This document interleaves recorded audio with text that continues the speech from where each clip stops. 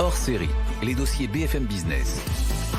Comment rendre le e-commerce plus éthique et plus responsable? Présenté par Frédéric Simotel. Bonjour, bienvenue dans ce hors-série. On va parler d'e-commerce éco-responsable justement. Comment le e-commerce devient plus éco-responsable? Tiens, il y avait une étude de la FEVAD et de KPMG. 70% des internautes disent privilégier les sites qui mettent en avant une démarche éco-responsable. L'éco-responsabilité, c'était d'ailleurs l'un des thèmes des grands prix favoris du e-commerce organisés par la FEVAD et auquel BFM Business était partenaire. Et nous recevons justement des partenaires, des lauréats de ce grand prix. Avec nous donc aujourd'hui Lubna Ksibi. Bonjour. Bonjour. Merci d'être avec nous. Vous êtes cofondatrice de Meet My Mama. On va en reparler dans un instant. Une démarche complètement dingue, mais qui fonctionne. Et on espère, à travers cette émission, pouvoir avoir encore de nouveaux adhérents dans les deux sens, clients et des mamas.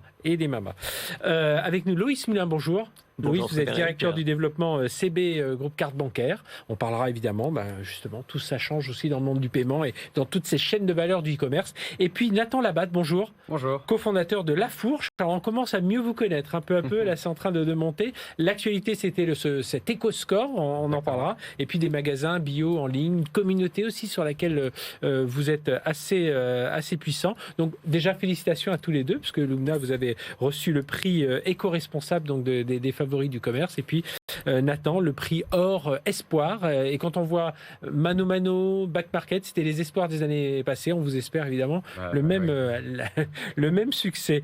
Je vais démarrer avec vous, Loïs. En quoi, justement, alors je disais 71% disent privilégier les sites éco-responsables. On voit aujourd'hui les consommateurs veulent davantage d'éco-responsabilité à tous les niveaux, dans la livraison, dans la façon dont sont conçus les produits, y compris dans le paiement, et ça vous intéresse. Et puis, du coup, les e-commerçants, ils s'y mettent aussi, un peu poussés par leurs consommateurs, mais aussi dans leur propre démarche. Et en quoi, donc, aujourd'hui, pour vous, c'est une véritable dynamique, c'est tout ce concept de l'éco-responsabilité, de la responsabilité citoyenne, enfin, tout ce que ça concerne dans le e-commerce? Là, en fait, il suffit de voir ce qui s'est passé effectivement à ce trophée des favoris. Le prix des internautes, 20% de la note était attribué à la démarche RSE de l'entreprise par les internautes. Et là, on garde les deux lauréats du Grand Prix, c'est Undies et Chronodrive, et les deux font de leur démarche RSE un élément de leur communication, avec le WeCare de Undies, la démarche éco-responsable de Chronodrive dans l'alimentaire. Voilà, donc il y a vraiment un phénomène. Et nous, on a posé des questions autour du paiement éco-responsable, quelque part à nos consommateurs dans notre baromètre annuel, des questions très précises. Par exemple, sur est-ce que vous êtes intéressé à connaître l'empreinte carbone de vos achats au quotidien? Et 4 porteurs sur 10 disent qu'ils sont intéressés à le savoir. Si on descend dans les moins de 35 ans, on arrive à 7 sur 10. Ouais, okay. Donc sur des questions très précises, en fait, les consommateurs répondent.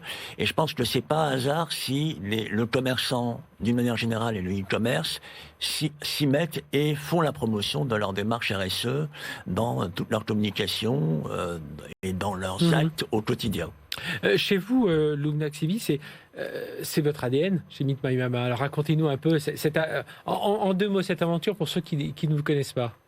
En 2 mots, donc Meet My Mama, on vous propose de bien manger des cuisines qui sont faites maison avec amour par des mamas, des femmes qui sont originaires des 4 coins du monde, qui sont passionnées et talentueuses. Pas des cuisinières professionnelles, qui peuvent le devenir grâce à vous, parce que vous avez aussi une école de formation, mais... Voilà, au départ, elles aiment cuisiner. Elles aiment cuisiner, elles sont passionnées et surtout, elles ont la volonté de prendre soin à la fois de la planète, prendre soin des gens. Et en fait, c'est ce qui fait toute la particularité de Meet My Mama. Donc aujourd'hui, on a effectivement un parcours d'empowerment et une école de formation, la Mama Academy, qui permet à ces femmes d'avoir un parcours où elles sont formées à être chefs, à être entrepreneurs et à tout un tas d'autres compétences dont elles auraient besoin pour évoluer et devenir des femmes chefs, entrepreneurs et indépendantes. Et le but, c'est qu'elles vivent de leur talent pour la cuisine. Et donc, vous avez cette partie... Alors, c'est plus de 300 mamas aujourd'hui inscrites et puis vous en suivez suivez beaucoup, qui elles vont faire un parcours de formation qui est de 3 mois, entre 3 mois, 3 mois et demi, mais ensuite que vous pouvez suivre, elles peuvent revenir régulièrement, c'est ça le principe? Exactement, une fois que ces mamas sont formées, elles ont la possibilité soit de devenir entrepreneurs, donc ouvrir un traiteur, un restaurant, enfin ce qu'elles souhaitent, soit de devenir salariées d'un restaurant partenaire qu'on a choisi pour ses valeurs, etc. Et dans le cadre où elles sont entrepreneurs, elles travaillent avec nous. Donc on a une partie business qui propose aux entreprises et aux particuliers un service traiteur avec différents formats, déjeuner, cocktail, banquet, dîner.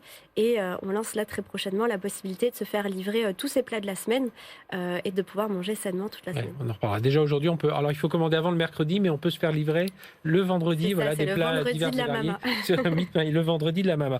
Vous sentez que c'est toute cette partie éco-responsabilité. Alors vous, je le disais, c'est votre ADN, mais on n'est pas dans un effet mode. On est vraiment dans un effet de société. Et peut-être que la pandémie a même accéléré ça. On n'est pas du tout dans un effet mode, c'est même une nécessité maintenant pour les entreprises. C'est vrai que nous, ça fait pas partie, on va dire, de notre RSE, ça fait vraiment partie de notre raison d'être. Oui. Et je pense que c'est pour ça qu'aujourd'hui, on a eu beaucoup de soutien, à la fois de la part des particuliers comme des entreprises, parce que Meet My Emma, on s'est créé pour ça, on s'est créé pour résoudre un problème de société.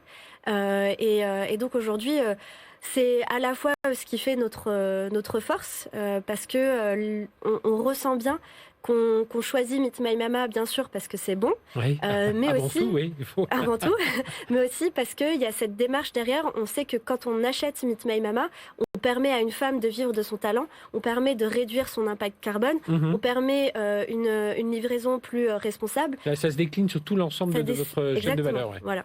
Et on est sûr de notre choix. Même chose chez vous, Nathan Labatte. Donc La Fourche, alors magasin de bio en ligne, mais pas seulement. Allez nous dire, dites-nous un peu ce qui est différent chez vous. Vous allez chercher des produits, vous travaillez sur le prix, vous travaillez sur toute l'économie autour du produit. Club de membres, en fait, on ne dit pas qu'on a des consommateurs ou des clients, c'est nos adhérents, en fait. Et donc on en a plus de 28 000 aujourd'hui.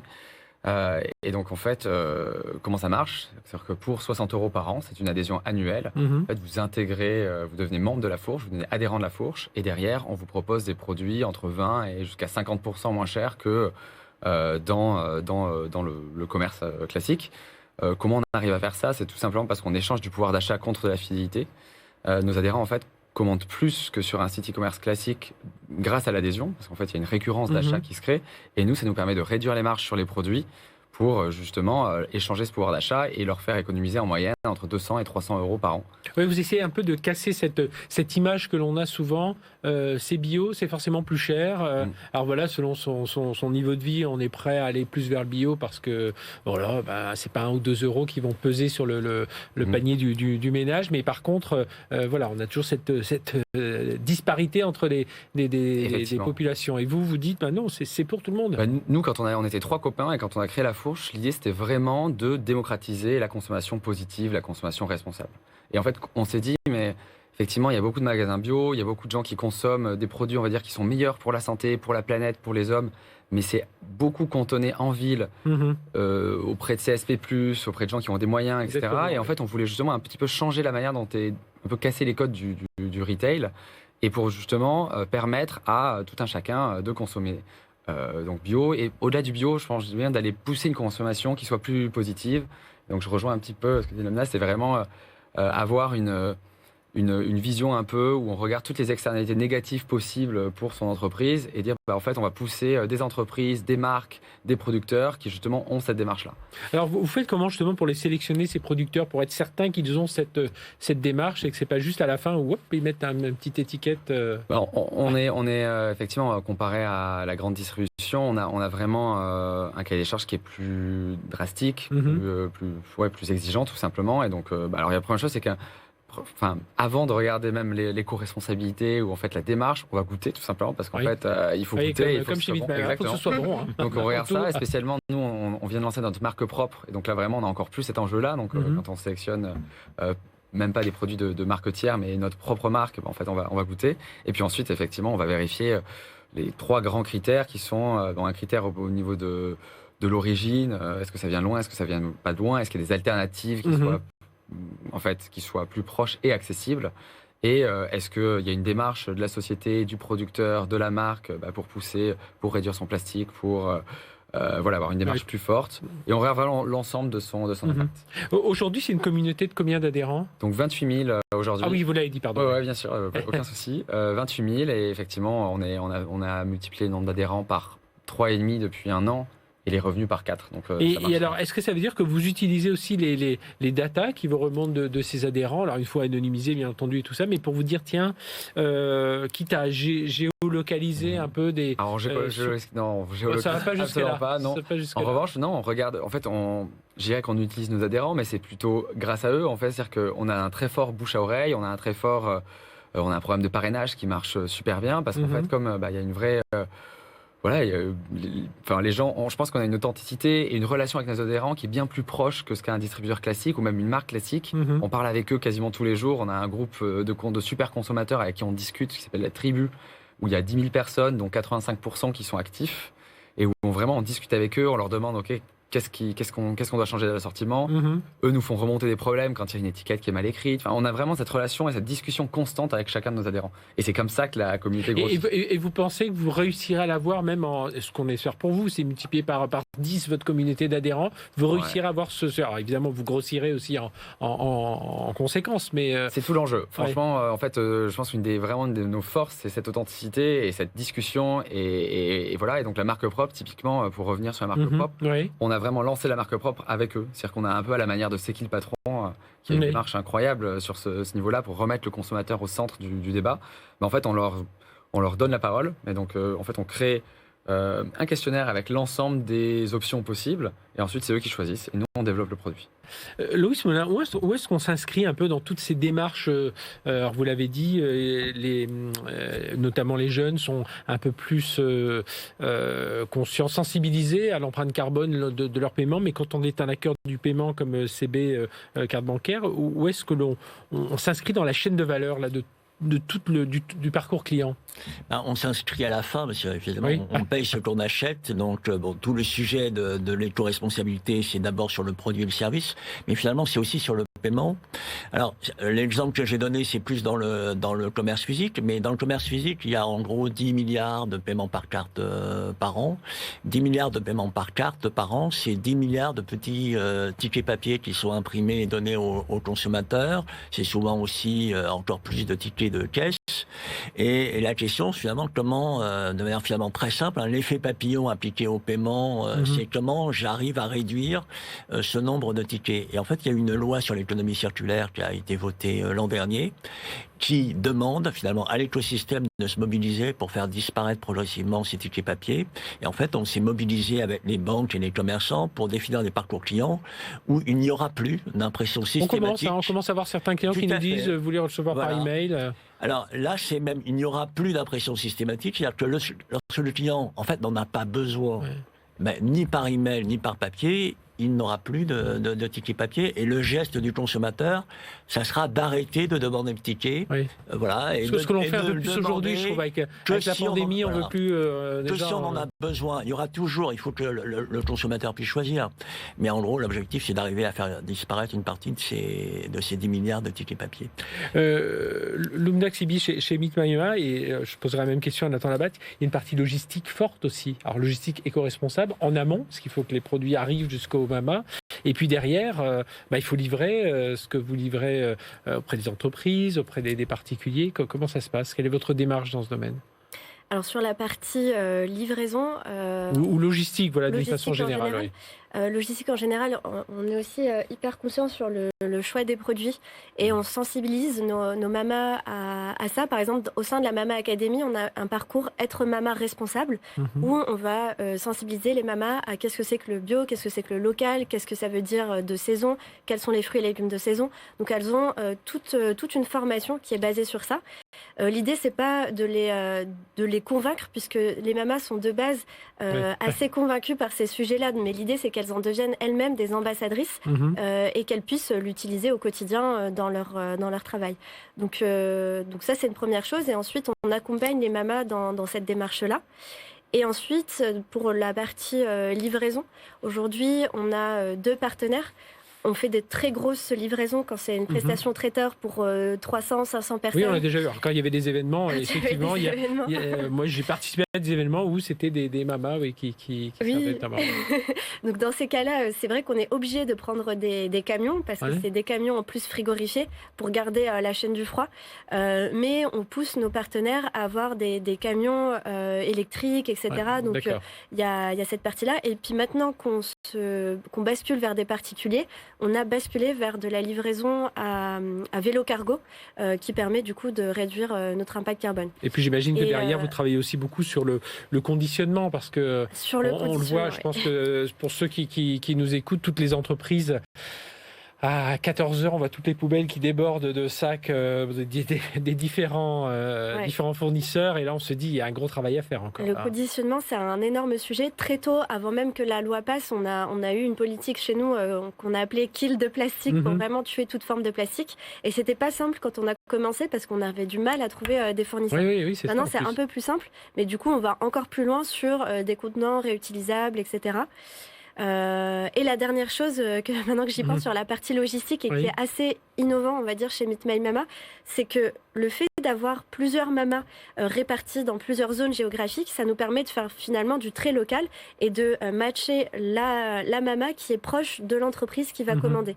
Donc on limite aussi le trajet entre le lieu de production et le lieu de livraison. Même chose pour vous, Nathan Labatte. Cette partie logistique, évidemment, elle est cruciale. C'est le cœur du réacteur. Oui, on a essayé aussi un peu par design, on va dire, de justement avoir une démarche qui soit éco-responsable et vraiment vertueuse.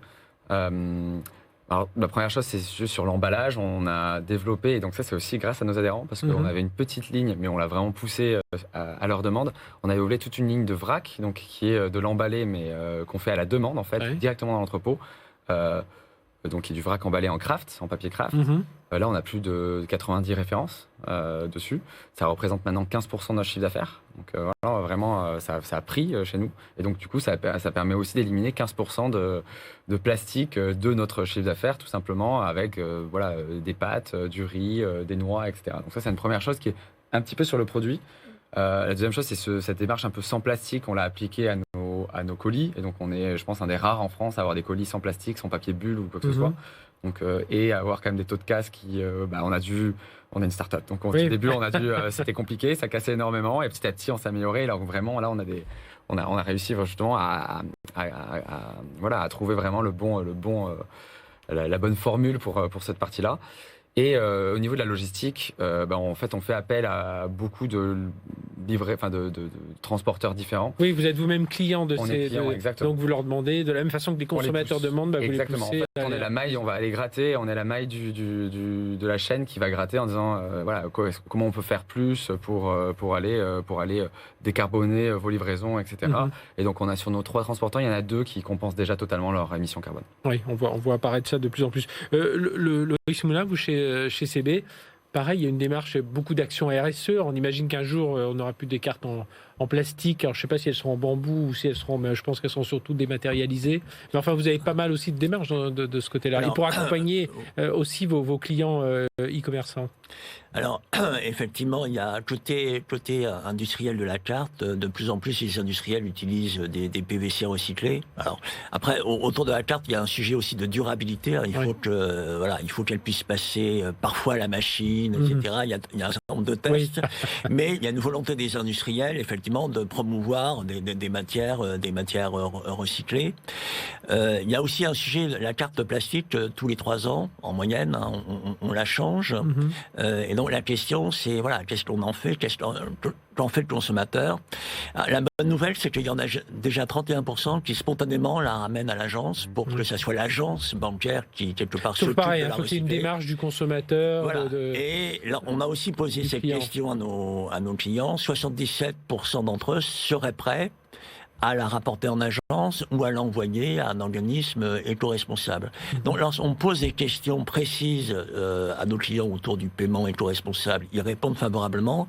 Après, le challenge, c'est mettre en place des dispositifs et faire en sorte que les clients les utilisent. Parce qu'entre l'intention et l'acte, Mais avec tout ce qu'on s'est dit aujourd'hui, je pense que cette sensibilité des consommateurs va les aider à passer à l'acte. Ce qu'il faut, c'est vraiment libérer la contrainte. Moi, j'ai un exemple tout bête, j'ai des équipements électroniques dont je veux me débarrasser. C'est un peu la galère à chaque fois, donc il faut prendre bien sur soi pour un jour pas avoir envie de tout déposer aux encombrants, et voilà, que tout ça se mette en place aussi. Mais le tri sélectif, au début on pouvait se dire que c'était contraignant, il fallait éduquer les consommateurs, et chaque fois qu'on leur propose, voilà, ils s'y mettent. Nous, on avait mis en 2019 un certain nombre d'actions, l'élimination du plastique, le tri sélectif.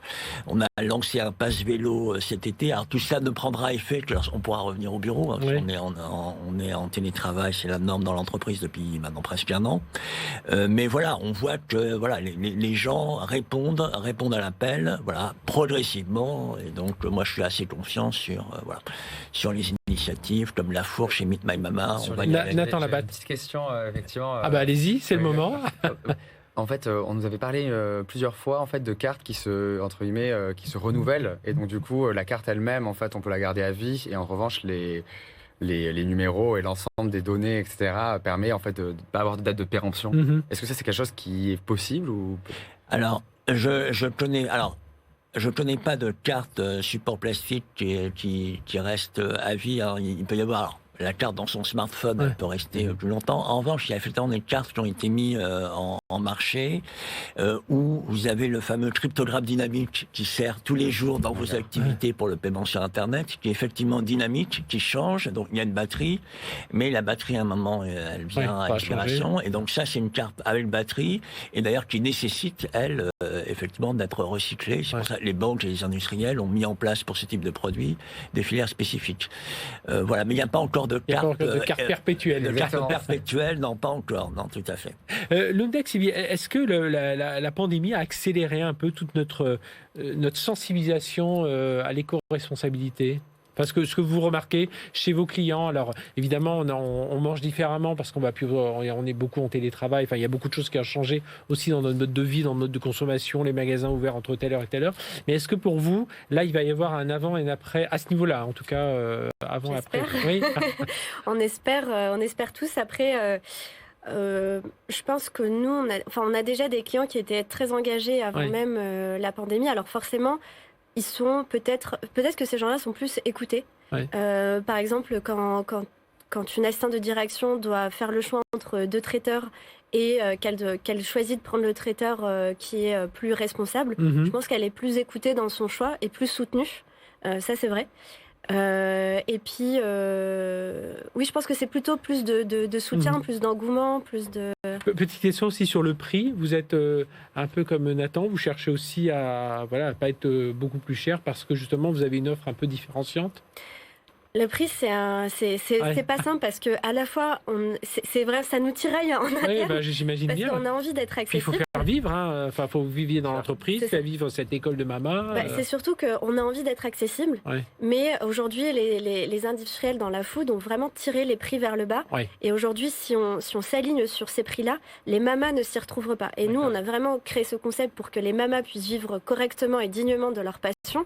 Et donc, on souhaite bien et correctement les rémunérer, donc déjà pour elles, et en plus on souhaite qu'elles choisissent de bons ingrédients, donc forcément ça a un coût, plus si on enchaîne sur la chaîne de différenciation. Voilà, la logistique qui est du coup, si elle est éco-responsable, forcément aussi un peu plus chère, et également les packaging, donc ce qui fait qu'on n'est pas sur du... On est légèrement, je pense, plus cher, mais le consommateur aujourd'hui accepte de payer ce prix parce qu'il comprend ce qu'il y a derrière. Nathan Labatte, sur la question par rapport à la pandémie, si vous avez vu, alors effectivement, vous avez multiplié par 3 le nombre de clients. Ouais, par 4 le chiffre d'affaires en un an. En fait, c'est lié en partie à la pandémie, mais lié aussi à une plus grande sensibilisation, sans doute. Nous, ce qu'on a vraiment trouvé intéressant, c'est qu'on a effectivement eu un premier bond en mars-avril dernier qui correspond au confinement. Et on a eu beaucoup de demandes à ce moment-là, comme je pense que tous les distributeurs en ligne. Mais ce qui est vraiment intéressant, c'est que plutôt après l'été, à partir de septembre, octobre, novembre, et même avant justement le deuxième confinement, on a eu vraiment une adhésion et des nouvelles personnes, des nouveaux consommateurs, des nouveaux adhérents qui sont arrivés, parce que je pense qu'ils ont pris effectivement ce train, ils ont pris l'habitude en fait du en ligne. Et c'est vrai que c'est un vrai changement d'habitude.